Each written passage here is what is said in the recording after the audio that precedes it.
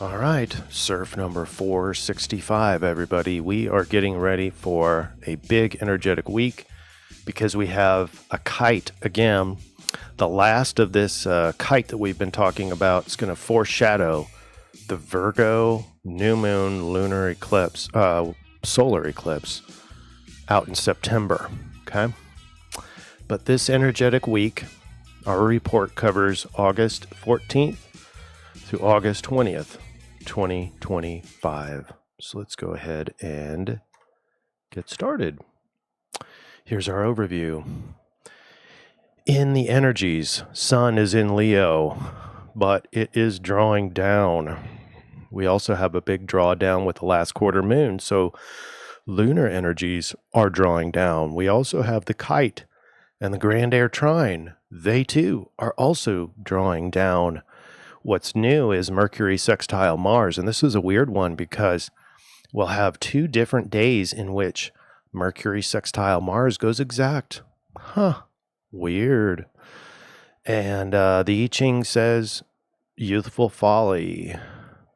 We also have the mini grand trine, that's part of the kite, and a background. It's not real strong, but it does edge out into a cardinal fire signature. So let's go into our report. Pronto. Oh, I did not have that set up. Shout out to CJ Star Monkey 73. Not only did CJ win the comment award, but 2 tied for first in 2 different comments. So that's a big one. Congratulations, CJ Star Monkey.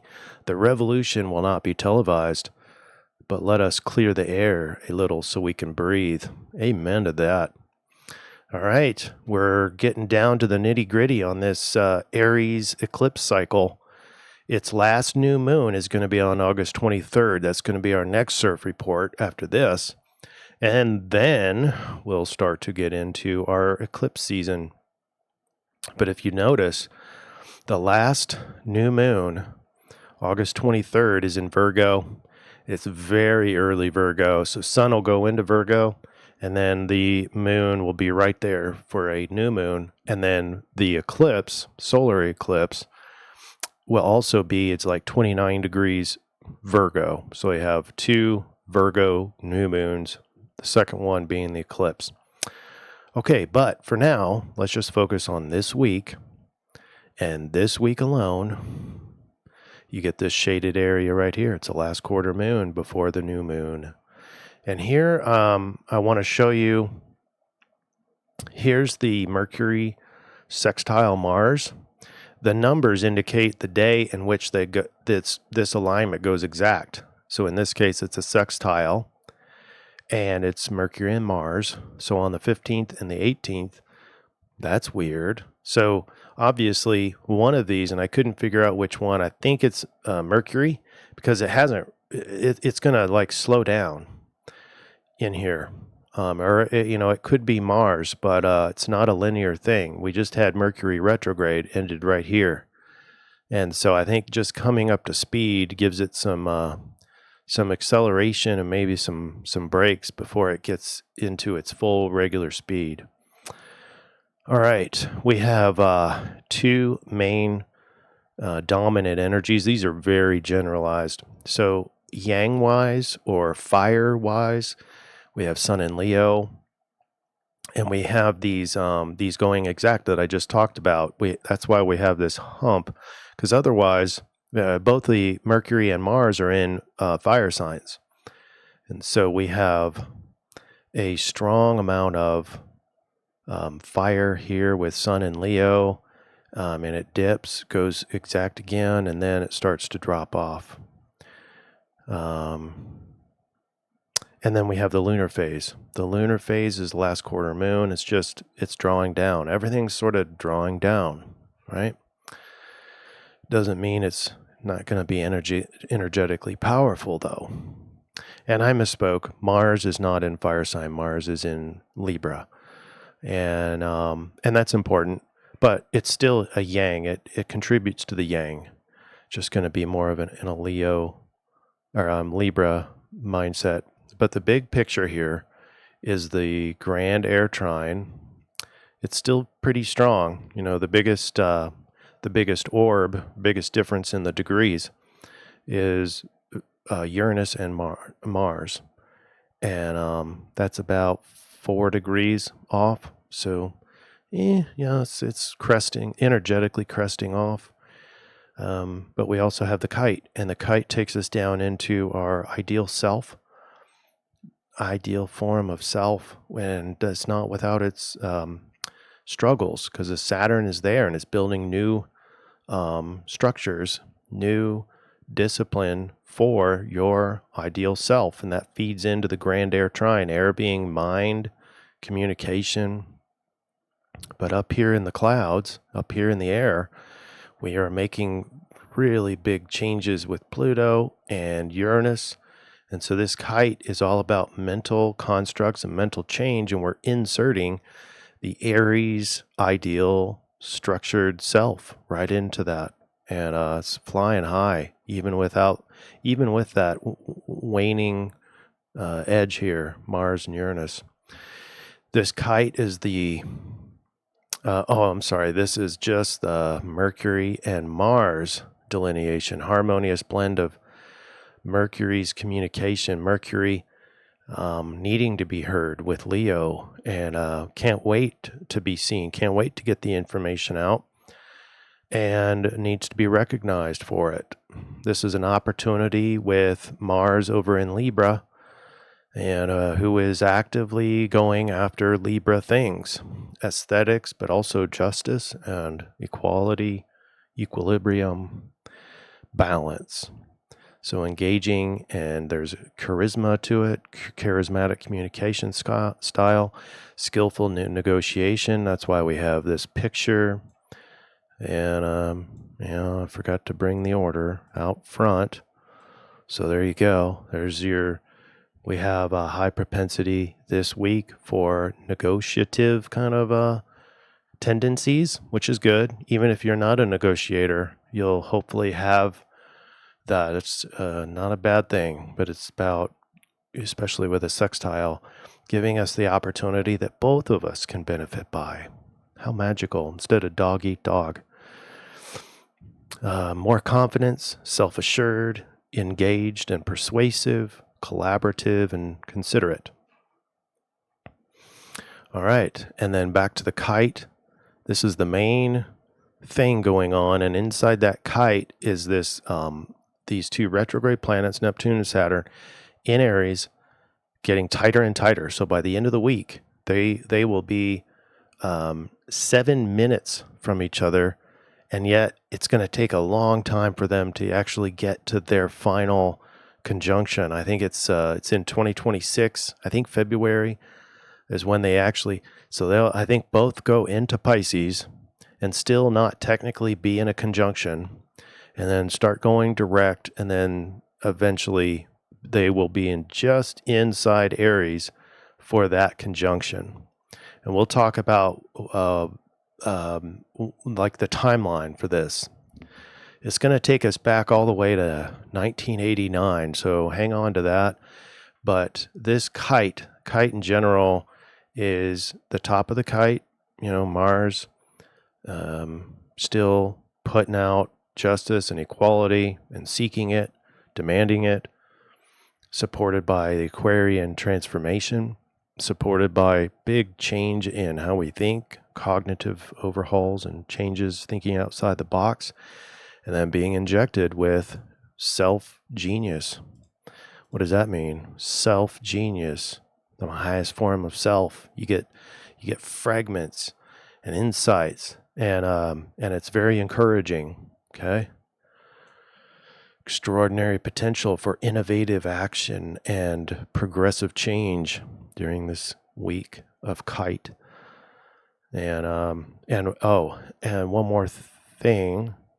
I can't remember if I've got this in the future, but anyway, this is the foreshadowing of the solar eclipse, because the solar eclipse, remember, is going to be happening here at the end of like 29 degrees Virgo. So you can see is reinvigorating this grand air trine with the new moon eclipse. And so this Kite, even though I think Saturn will be in Pisces by then, it's this magical Kite. We will reinvestigate it. So in my opinion, this will be a foreshadowing, especially with Mars doing its thing in Libra. It'll be a foreshadowing of our eclipse cycle. So pay attention energetically. As far as lunar, it's winding down. We have a last quarter moon. This is the last quarter moon at 12:12 a.m. Central Daylight Time. Last quarter moon in Taurus makes a great opportunity to really stop and smell the roses, really count your blessings, values, worth. But with a conjunction to Uranus, all this has a feeling of change to it. So it's not just the great wind down, lunar-wise, but it's a wind down into change, especially around how you think and how you, your belief system and how you learn. This is the waning crescent moon. It's going to be in Gemini. And then Monday the 18th, this is where we have Mercury and Mars. Now the sextile is solid, so one of these planets has slowed down momentarily. And I don't know if it's just sort of a algorithm correction in the data in the ephemeris, or if it's really the planet does sort of put a brake on and then starts to speed up. That I think that would be Mercury, because it just came out of retrograde and a few days ago. But that's really weird how you have one faster planet. Normally Mercury is faster than Mars, and Mercury makes the sextile and then somehow slows down enough to where the sextile, in other words, Mercury has to keep going to get to the exact sextile again. So weird. I don't think I've ever seen that before. But have you? Have you seen that before? Where you have two conjunction or two perfect orbs on a particular alignment twice in 1 week? I mean, obviously we see this in retrograde motions, but the retrograde for Mercury is over and has been for a few days. Mars begins a square to Jupiter. We still do have the Kite happening, but I thought I'd give you awareness to the Mars and Jupiter. So it's a challenging aspect with Mars and his assertiveness and Jupiter's expansiveness and optimism. But that will, if you put those together, it won't feel real light and fairy. It'll be pressured and conflicted, most likely, but that will produce things like balancing personal desires with the needs of others, opportunity for growth through learning, to set boundaries. That's the Mars in Libra conflicted with the Cancer Jupiter. So imagine a social activist fighting for justice and equality in their community, seeing how difficult it is to see the positive in things with this square, overextending oneself, maybe in burning out, especially with the excessive form part of Jupiter. Excessively doing puts more energy possibly into what Mars is trying to do. Difficulty saying no or setting boundaries. And then on Wednesday the 20th, look at that trine. So we have a waning moon getting ready for another new moon over Venus. And that is conjunct in Cancer. So there's a lot of water, a lot of intuitive emotion, empathy. And that's trined with, so massively trined, lots of energy going back and forth to our ideal self. This is Saturn and Neptune in late stage Aries, just awaiting to go back into Pisces, but they're still in that fire right now.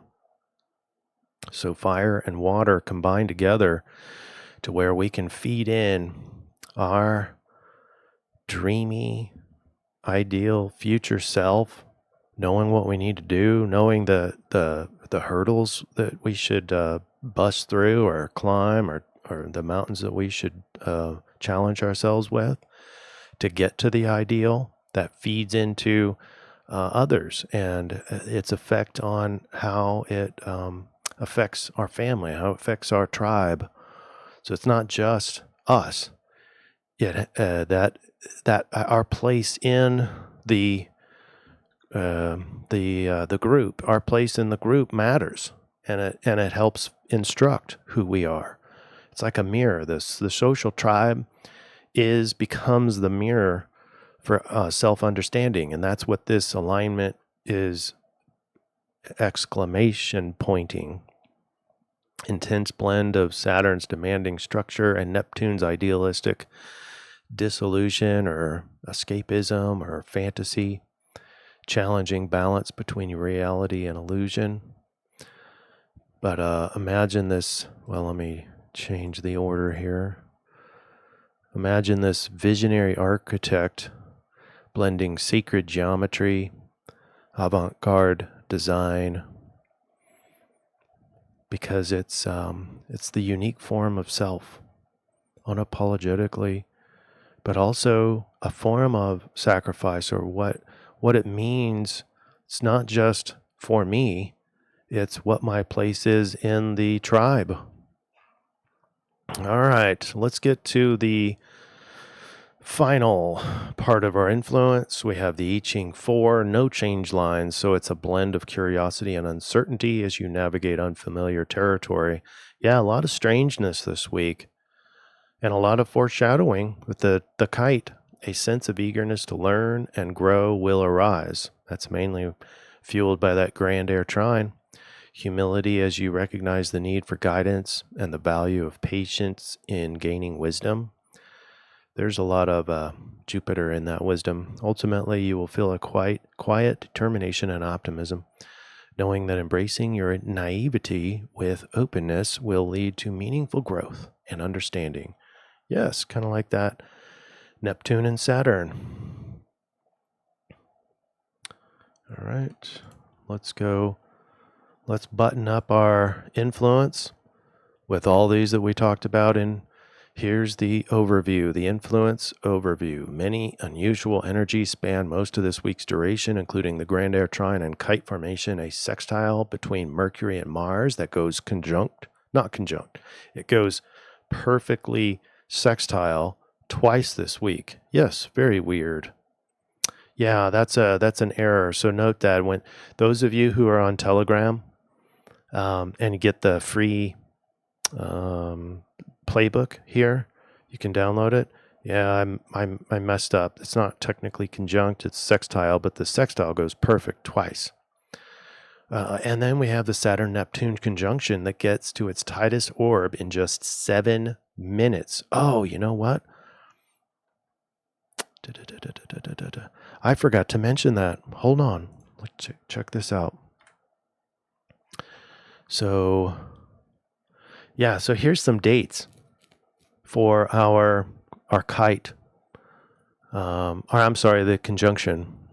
So this is the closest. So 7 minutes from Saturn to Neptune in Aries. 7 minutes.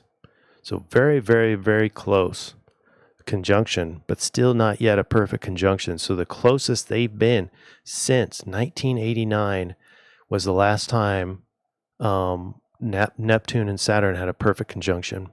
That was 13 November 1989. So, if you go back to 1989, this sort of ideal struggle was happening in Capricorn.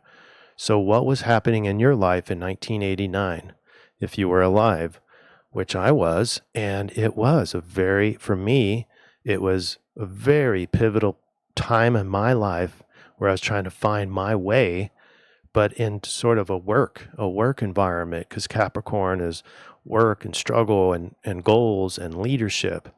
And in fact, all those were true right in late stage 89. And into 90, it started to manifest. So about 6 months later, it was actually starting to do those things in early 1990 or mid 1990. So anyway, that's important. Even though this conjunction this time around won't be until like February 20th, 2026. That is when Neptune and Saturn will be conjunct perfectly, and it will be in 0 degrees Aries, very early Aries. And so that's the point at which things are going to start to happen for your best and most ideal self. All right. And it might be a kind of an echo from 1989, 13 November 1989. So think about what happened to you. All right, enough of that. Here we go. So the motivational energy of the sun in Leo will tend to counteract the demotivating emotions of the last quarter moon. But consider the cardinal fire signature as a subtle tiebreaker. So we have kind of like all this winding down, kind of, especially in the emotions. But with the cardinal fire signature behind everything, it's just like I can't wind down. I'm having a hard time really relaxing. It's a struggle. Meanwhile, the kite formation takes the world on a collective flight, an air flight, a mental flight, and energetically steering towards justice, transformation, and new ideas. All right, let's get into the solution. We didn't have to put any change lines in, so we convert this into action and behaviors. Exhibit a willingness to approach life with curiosity and humility. Ask questions openly. Seek guidance from those with experience. Show respect for the wisdom of others.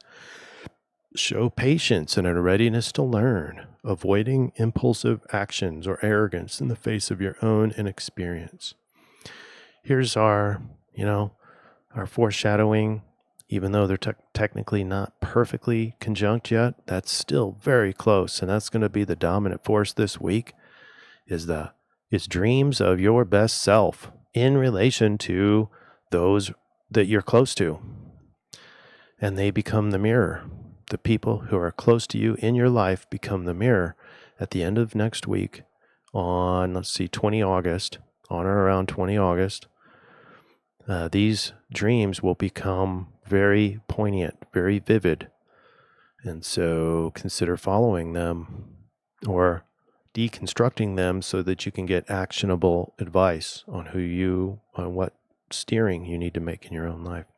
So anyway, that's there. Aries, we have gate 25 in the Rave Mandala, and we have Pisces Sidereal. So 25, this, now just to clarify, we have Neptune and Saturn. They're so close that they both are going to be in this gate or line 4 of gate 25 all week long. Okay, so that's why this unlocks. And this is the gate of innocence. It's in the G center, the identity center. It's the channel of needing to know. Whew. And then we have line 4. So Saturn and Neptune are going to unlock survival. Line 4, survival. The nature of true innocence can be maintained regardless of circumstances. True innocence. Isn't this perfect? Not only are we on the Neptune, Saturn ideal self, it's practicing it real time. True innocence is the full deconditioned form of self. Just it's absent of all the learning, all the protections that you've created over the years, all the predictions. You're just innocent. You're just truly you. And even in the mental construct, but also in the persona construct, the nature of true innocence can be maintained regardless of circumstances. The beauty of the rose in the garbage dump. Jupiter is also exalted, the highest principles, even amongst the greatest decadence. It's also the spiritual warrior, the innocence maintained regardless of circumstances. There is no polarity. That's what's really interesting about this gate line combo. Is there is no ruler of the increment, no ruler of the decrement. It just is. No planet in decrement. So how to balance this line out is realizing that ruled by nothing and should be invoked when surrounded by negativity or corruption. Jupiter represents expansion, wisdom, and benevolence because it's saying that Jupiter is exalted. It's the archetype of that energy. So it's extremely beneficial, expansive, wise, perfectly suited for this increment as it governs the ability to maintain higher principles even in a decadent or a corruptive environment.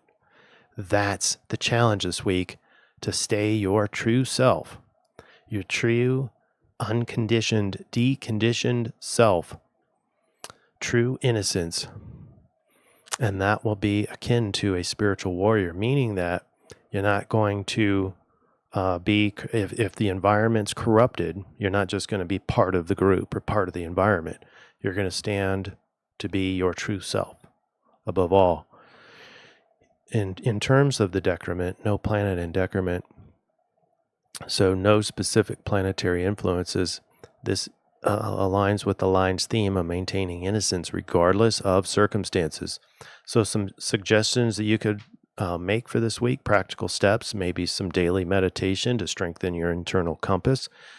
What a great activity for everything sort of winding down, right? And even the eclipse cycle is winding down, if you want to think about that as well.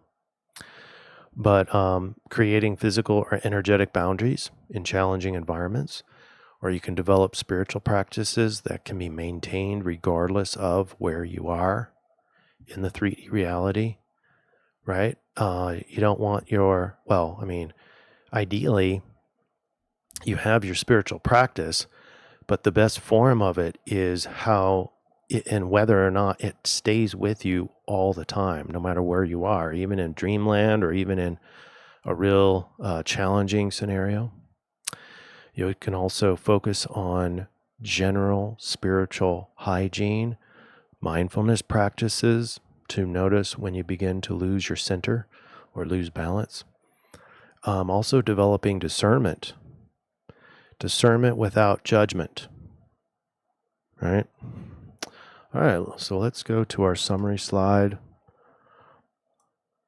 And remember, we've got youthful folly, asking, listening, accepting, asking questions. We have innocence, maintaining the true you, your true innocence, regardless of the situation. We have a last quarter moon. It's that has its set of actions, which is going to be more of, hey, just wind down your behaviors. Doesn't mean you're not allowed to do anything, but make it more simple. Make your life more simple, more reflective, probably less social, but I'll leave that up to you. And then we have Pisces. Pisces, you're going to be doing our actions idealistically, emotionally, spiritually. That's a big tag into our rave reading. So put it all together, we get, let's put away the big ideas for now, the grandiose goals, the difficult projects. Let's simplify things in your life and begin minimizing too many expectations. Focus on adapting, rolling with the punches, curiously watching the disintegration of the old paradigm. Number 2, keep pressing forward in a flowing fashion.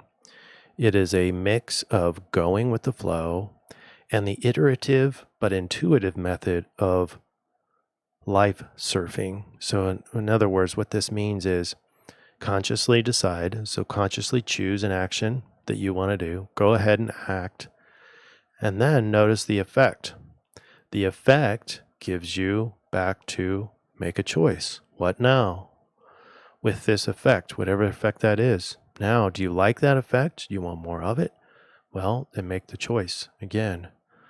Now, a lot of these effects are feel positive initially, but then are disintegrating later.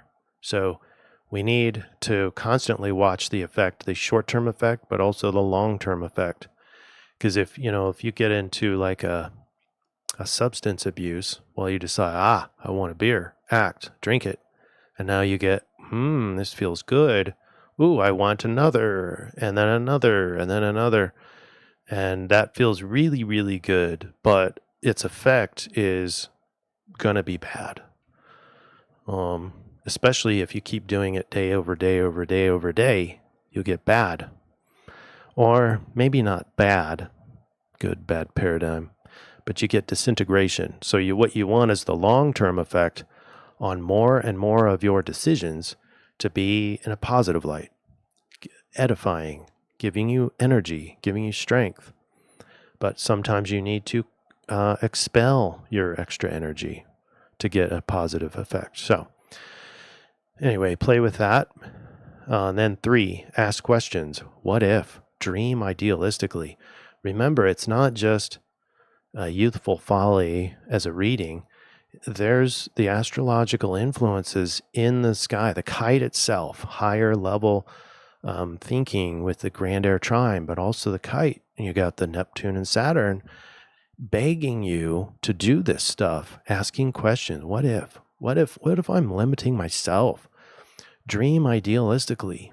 Doesn't mean you have to do it, but just let your mind go so that you aren't pre-limiting yourself. If you can't imagine it, then what makes you think that you're going to end up being it or going to do that thing that's outside of your imagination? So unlock your imagination so that you can see all the different possibilities. Plug into the collective unconscious, not to conform to, the masses, but to design your unique facet of the collective diamond. I like thinking of, yes, the collective is not just all being the same. Its beauty of the collective and togetherness is not so that we all conform together and think the same. It's to create a collective diamond. And the beauty of the diamond is that there are unique faces on all of it. So when you shine a light on it, it all reflects in a different direction. And that's what gives the beauty. So it's our differences that we don't want to conform or get rid of the differences. We want to maintain those differences and see the value in those differences. But that's how you get your uniqueness. All right, everybody, we are concluding the reading for CIRF number 465, August 14th through August 20th, 2025. It's the great wind down, but we are going to be flying high with that kite. So take those and review those actions, behaviors. It doesn't mean you have to. I think these are just the best ideas to accelerate any self-learning or self-evolution, evolving, or just getting by. The best way to get by, in my opinion, is to have a mentality akin to what we talked about here. All right. Well, that's all I have, everybody. Thanks for being here. God bless you. Love and light to all of you. Thanks for the comments. Thanks for your support. Take care. See you on Wednesday for another Dreambot Run. Namaste.